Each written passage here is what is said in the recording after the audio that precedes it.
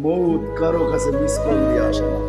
দুনিয়ার কোনো ব্যক্তিত্ব নাই, একজন ব্যক্তিত্ব ছিলেন, মৃত্যু যার কাছে বইলা আসতে হয়েছে।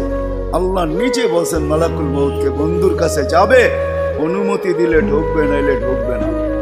অনুমতি নিয়ে বুকে হাত রাখবে, নাইলে রাখবে না। আমার বন্ধুর অনুমতি ছাড়া হাত রাখবে না বুকে।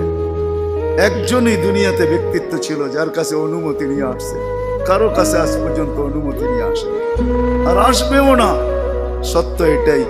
এই জন্য আসেন, ওই জান্নাত, এটাই আমাদের ছোট জীবনটার উদ্দেশ্য।